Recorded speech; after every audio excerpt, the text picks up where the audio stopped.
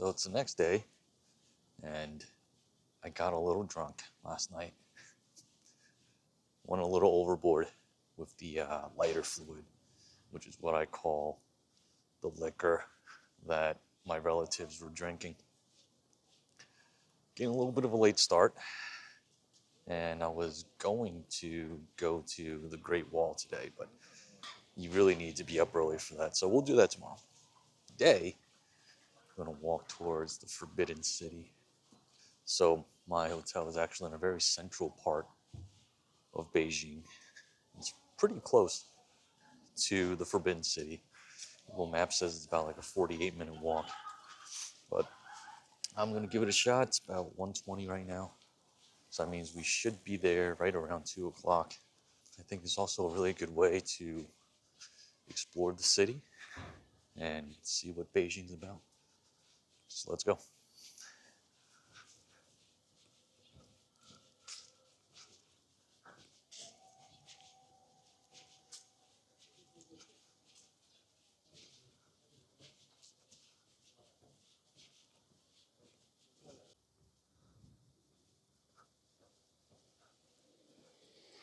What's interesting about this area is there's a lot of these, I would call older style homes, which are all like one floor. And these are probably the oldest ones in terms of their design, because the housing that came after this was usually small apartment buildings, or usually just a couple floors, like maybe 7 or 8 floors, like the one that I grew up in.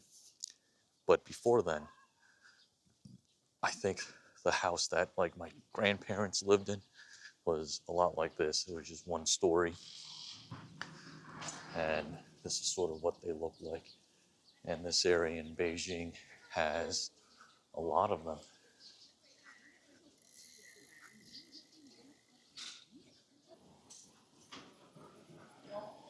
Yep, public toilets are a thing still in China.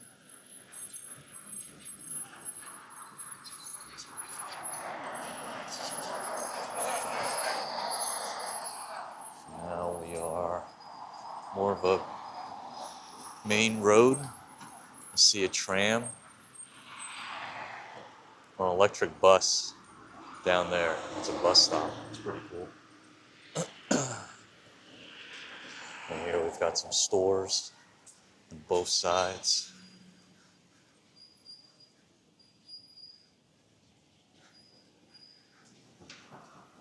I will say the one thing that's really nice is that there's no one riding their scooters on the sidewalks here in Beijing,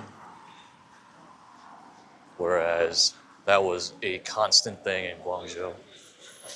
A lot of people just hopped on their scooters and they would ride it literally on the sidewalk.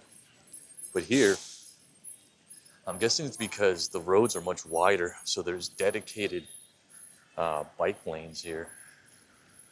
So I think a lot of people feel much safer riding their scooters out here, and bicycles too, because there's a dedicated lane that's really big. So there's really no need to ride on the sidewalk. One of the interesting things about Beijing is that there's not a lot of high-rise buildings. So, like this area here, those buildings are like 5 stories. So that's like a mid-rise, I guess. And even this building's not that tall. And that building across the street might be like an office building. It's actually pretty nice. But again, it's not that tall. And I think the difference between Beijing and Guangzhou is that Guangzhou has a lot of high rises. Not just in like the central business district, which has really big office buildings, but also hotels that are really tall, and just the apartment buildings are high rises. But here in Beijing, it seems really rare or at least I haven't seen it. And it gives the city a very different feel, gives it less of an urban feel. And I don't know, I'm not sure how to describe it.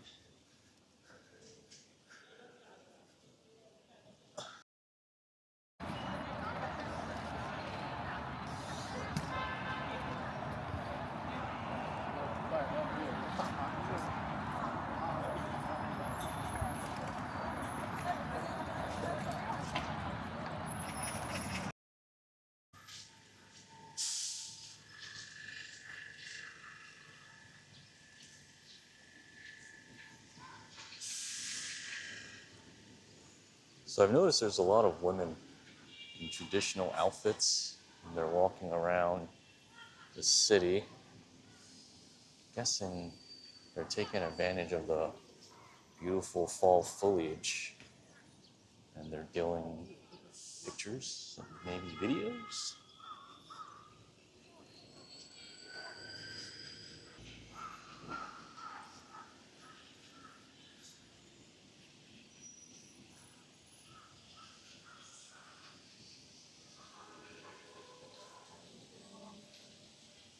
Wow, quite beautiful.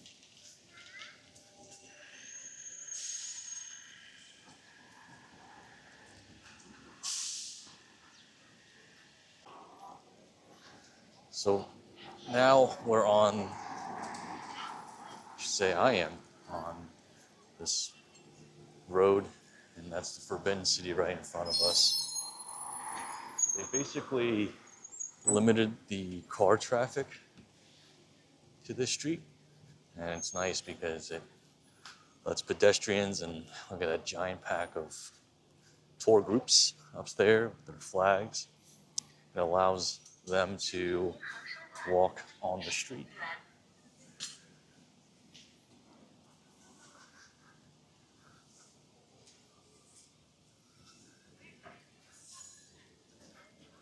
Oh, look, right there, you can rent an outfit if you want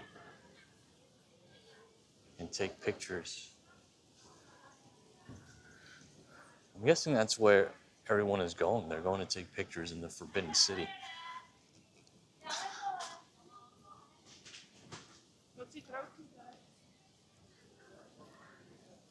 So in that sense, this place is kind of like Kyoto. Reminds me of that section of Kyoto.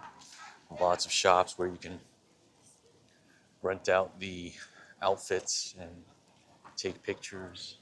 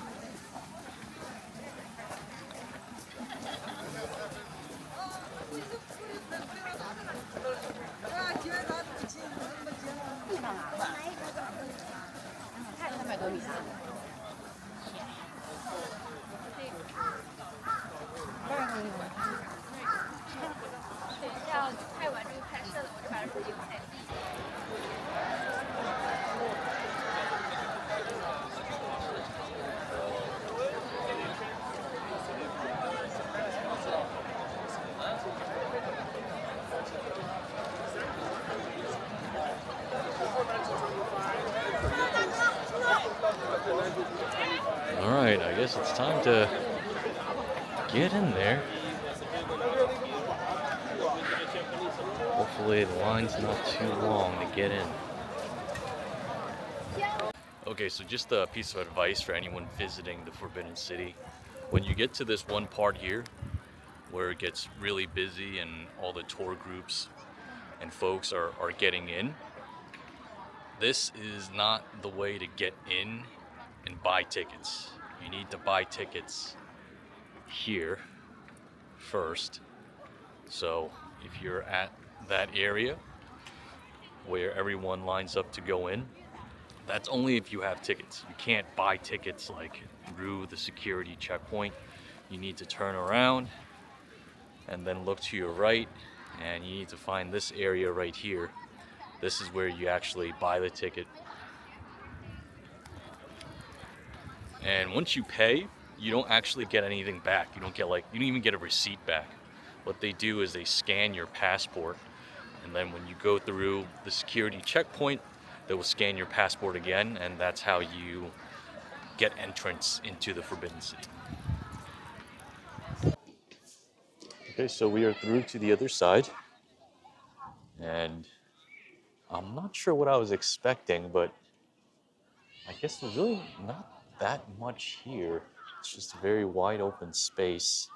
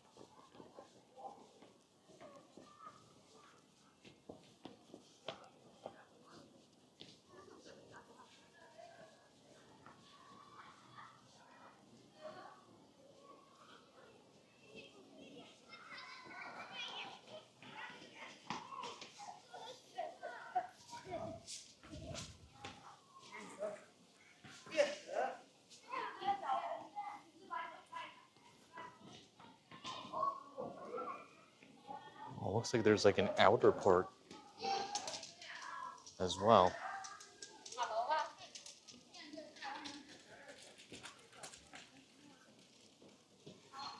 All right, let me actually walk around the inside here, and then we'll double back to check out that park. So to get onto this part here, the second level, you actually have to make reservations ahead of time. It's not just like someone can just walk up and go through. I'm guessing they do it that way to try to keep the crowds limited.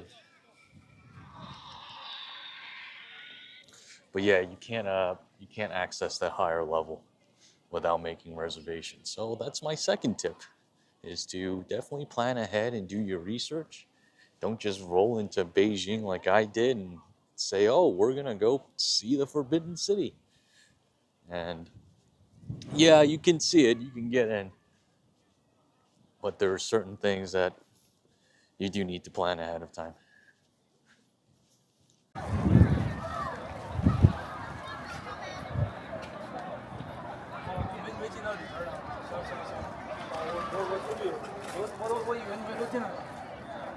Looks like there's also koi fish down there, along with ducks.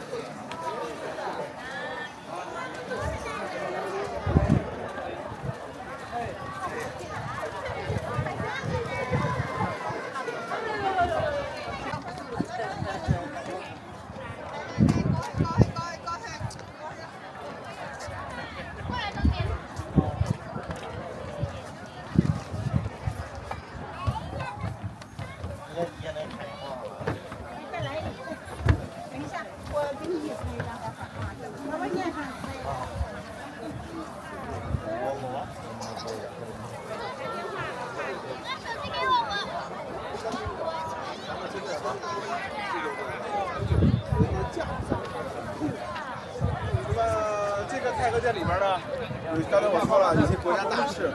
你等一会儿行吗？干嘛，宝宝？小鸡腿。这个是那个大江那个山吗？对对，是吧？ It's kind of funny that a lot of people get really close to this hall and they try to take pictures.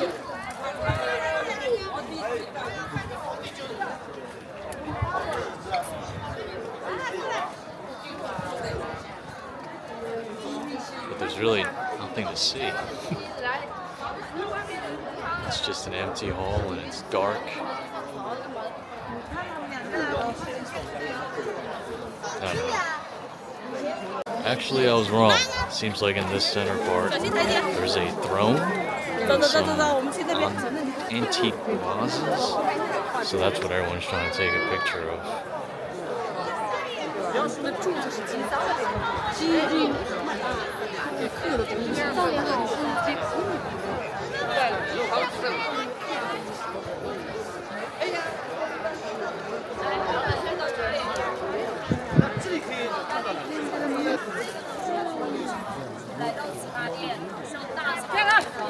There.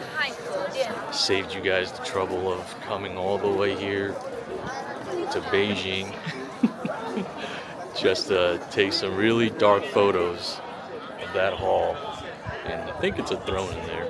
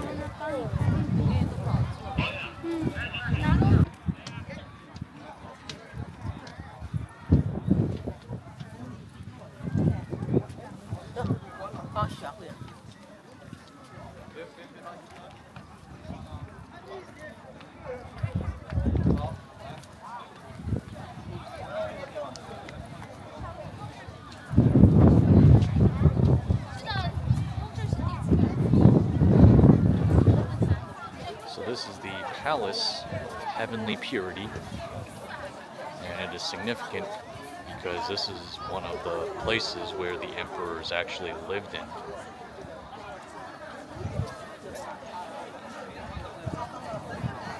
So that's why there's such a huge crowd here, people trying to take pictures inside. Looks like it's a throne.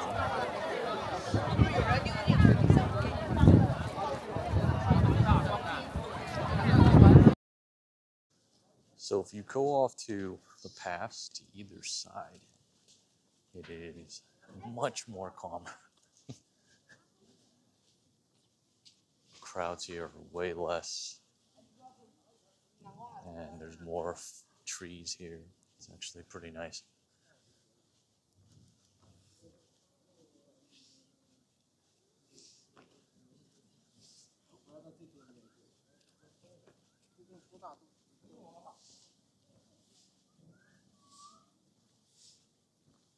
So now I am in the Imperial Garden, and this place is really packed.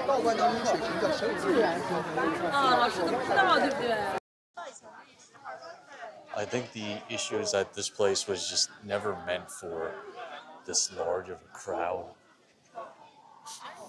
Because if you think about it, the gardens were usually meant for like the emperor to stroll through, either with other officials or with their family, like their wives and kids and concubines. So it was never meant to accommodate like tourism like this.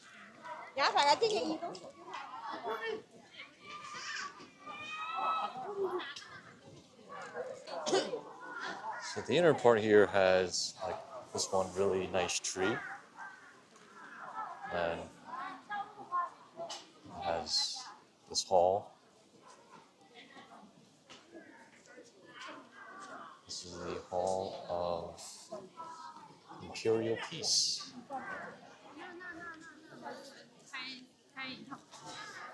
这个有400多年了，什么店？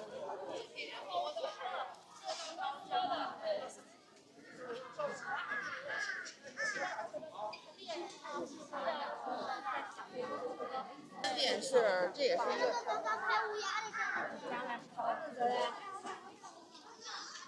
你真不能嘛？我进了嘞，进来了。Some old tree. 啊，你下来噻。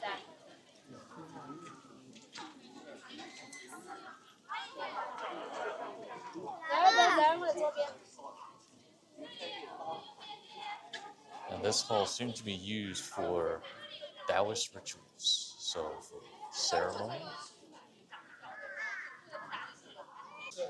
I really like these rock formation things. I'm not even sure what to call it, but I like the way they look.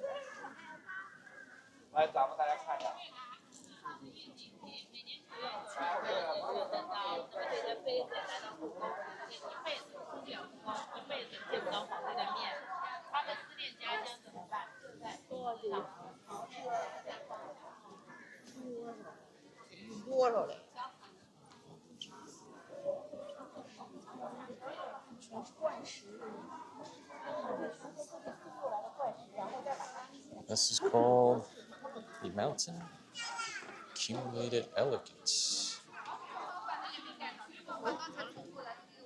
Alright, so this is the end of the visit. That's the exit right there. And yeah, this is definitely a pretty cool place to visit. It costs 40 RMB to come in, which is a little over $5 in American dollars. And that's a pretty good deal. For $5, you get to come in, you get to walk around. I've been in here almost 2 hours, and easily you can spend, I'd say, probably 3 hours here if you literally walked everywhere that you can walk. And I think one of the neat parts about the Forbidden City is that they didn't really bother to modernize a lot of it. So one of the things is you can look at the brickwork, and the bricks are, all different colors. Some of them are a little mossy, and they got, like moss growing on them. And then also the steps in certain places are like uneven or sometimes downright broken. And it makes it challenging if you are trying to get around with like a stroller or a wheelchair. Like I saw someone going through the garden and like they're pushing someone in a wheelchair, and the wheelchair like kept getting stuck on random parts. So I think that's definitely challenging.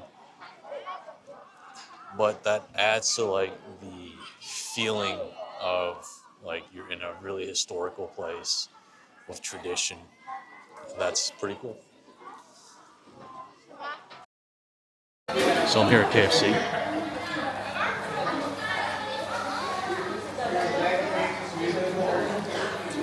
And I remember eating at KFC in China when I was younger. I remember their sandwiches were really good, so that's what I got. Got me a sandwich.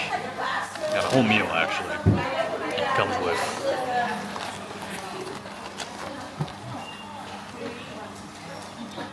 that's the spicy zinger sandwich. It's like the spiciest one. I picked 2 hot wings. This is a Pepsi. This is a sundae with boba. So let's try it.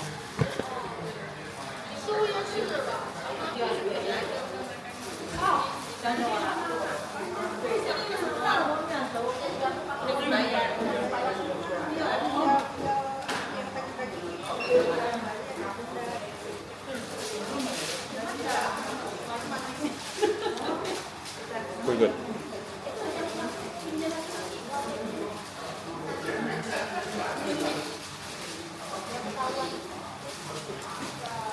It's actually not that spicy. It's well fried. The chicken is very juicy.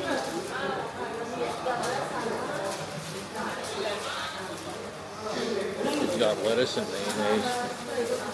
So it's like, this is like KFC's version of a McChicken.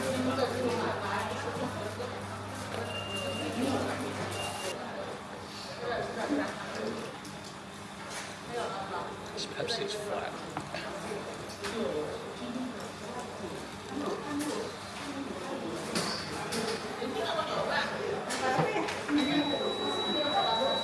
Wing's not bad.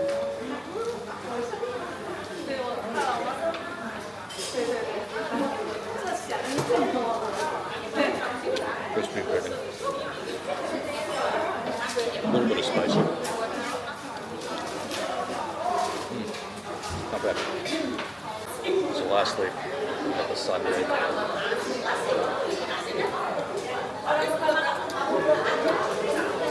Soft serve ice cream. Happy with the ball. Nothing crazy. This meal was a total of just under 46 RMB. You're doing the math, it's a little over $7. It's definitely cheap for a KFC meal or any fast food meal in America. You can't really get anything for $7. But in terms of eating in China, 45 RMB is quite a lot of money, because at most places you go to, you can get a dish, like noodles or rice or whatever it is, for around like, you can get a dish for like just under 20 RMB. So like a regular restaurant, this would be enough for like two dishes. But I mean, I wanted to try the KFC. I feel like it's been a really long time since I've had KFC in Asia. Well, I mean, obviously, because like I haven't been back to China in so long. So yeah, I just wanted to try